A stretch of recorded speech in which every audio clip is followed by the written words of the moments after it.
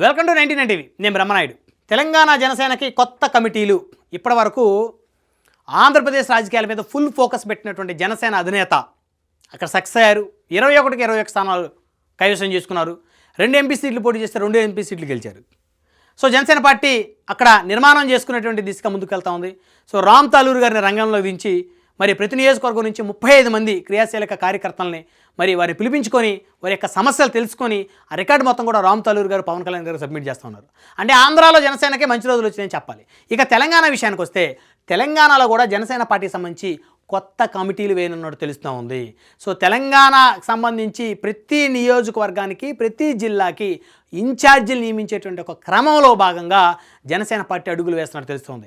Already ఉన్నటువంటి నియోజకవర్గ ఇన్ఛార్జీల యొక్క బలం ఏంటి, వారు ఏ విధంగా పనిచేస్తూ ఉన్నారు, వాళ్ళకన్నా బలవంతులు ఉన్నారా, సో వారి యొక్క ఫీడ్బ్యాక్ ఏంటి, పబ్లిక్లో ఉన్నటువంటి వారి ఫీడ్బ్యాక్ ఏంటి, వారికి పాజిటివ్ ఏంటి, వారి మీద ఉన్న నెగిటివ్స్ ఏంటి అనేటువంటిది మరి పూర్తిగా మరి చెక్ చేసుకొని కొత్త కమిటీలను జనసేన పార్టీ తెలంగాణ రాష్ట్రంలో మరి నియమించేటువంటి ప్రక్రియకైతే శ్రీకారం చుట్టినట్టయితే తెలుస్తోంది. ఇకపోతే ప్రత్యేకించి చెప్పాలంటే రానున్నటువంటి స్థానిక సంస్థల ఎన్నికల్లో పంచాయతీ ఎన్నికల్లో జనసేన పార్టీ పోటీ చేసేటువంటి ఆలోచన ఉన్నట్టే స్పష్టంగా తెలుస్తుంది. ఇక జీహెచ్ఎంసీ ఎన్నికల్లో గ్రేటర్ హైదరాబాద్ మున్సిపల్ కార్పొరేషన్ ఎన్నికల్లో జనసేన పార్టీ బీజేపీతో కలిసి పొత్తులో పోటీ చేయనున్నట్లయితే తెలుస్తోంది. ఇటీవల కాలంలోనే ఆ పార్టీకి సంబంధించినటువంటి తెలంగాణ జనసేన ఇన్ఛార్జ్ ఆల్రెడీ కూడా ప్రకటించినట్టయితే తెలుస్తోంది. జనసేన పార్టీ కేంద్ర కార్యాలయం కూడా మరి ఎక్కడా కూడా మరి పోటీ చేయట్లేదు అనేటువంటి అంశం కూడా ఎక్కడ చెప్పలేదు. రానున్న ఎన్నికల్లో జీహెచ్ఎంసీ ఎన్నికల్లో తెలంగాణ జనసేన పార్టీ పోటీ చేయనట్టు తెలుస్తుంది. ప్రత్యేకించి చెప్పాలంటే కూకట్పల్లి లాంటి బలమైన నియోజకవర్గాలు, శేర్లింగంపల్లి లాంటి బలమైన నియోజకవర్గాలు, మరి సెటిలర్స్ ఎక్కువగా ఉన్నటువంటి ఎక్కడైతే నియోజకవర్గాలు ఉన్నాయో ఆ నియోజకవర్గాలకు సంబంధించి మరి జనసేన పార్టీ మరి అక్కడ ఎక్కువ కార్పొరేట్ సీట్లు తీసుకొని పోటీ చేయాలనేటువంటి ఆలోచన ఉన్నట్టయితే తెలుస్తోంది.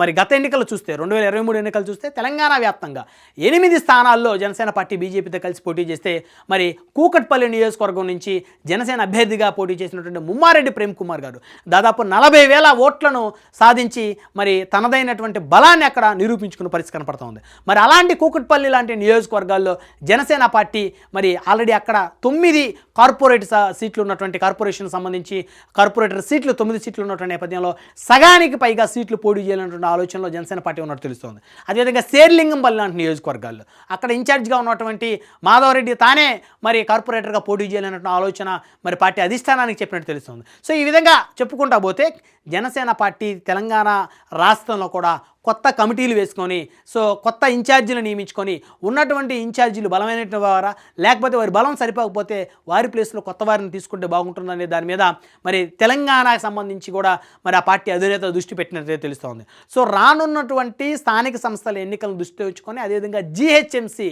ప్రత్యేకించి చెప్పాలంటే ఆంధ్ర తెలంగాణ 2 రాష్ట్రాల ఓటర్ల కలయికే గ్రేటర్ హైదరాబాద్ అని చెప్పాలి. గ్రేటర్ హైదరాబాద్లో తెలంగాణ ఓట్లకి ఏమాత్రం తీసిపోకుండా ఆంధ్ర ఓటర్లు కూడా ఇక్కడ ఉన్న పరిస్థితి ఉంది, సెటిలర్ కూడా ఉన్నటువంటి పరిస్థితి ఉంది. సో కాబట్టి జనసేన పార్టీ ఖచ్చితంగా ఆల్రెడీ తెలంగాణలో 8 స్థానాల్లో పోటీ చేసింది కాబట్టి మరి ఇక్కడ ఉన్నటువంటి సెటిలర్స్ ఓట్లను తెలంగాణలో బలంగా ఉన్నటువంటి జనసేన సంబంధించినటువంటి బలమైనటువంటి జనసైనికులను కూడా కలుపుకొని మరి జీహెచ్ఎంసీ ఎన్నికల్లో పోటీ చేసేటువంటి భాగంగా తెలంగాణ జనసేనకి కొత్త కమిటీలని మరి ఏర్పాటు చేసేటువంటి ఆలోచనలో పార్టీ అధిష్టానం ఉన్నట్టు తెలుస్తోంది.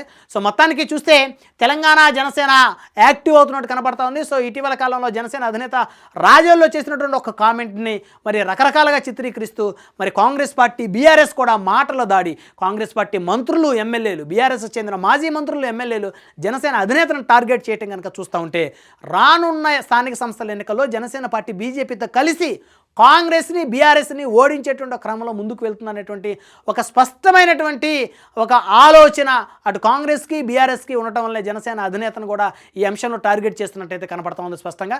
సో మొత్తానికైతే తెలంగాణ జనసేనకి కొత్త కమిటీలు రానున్నట్టు తెలుస్తూ ఉంది.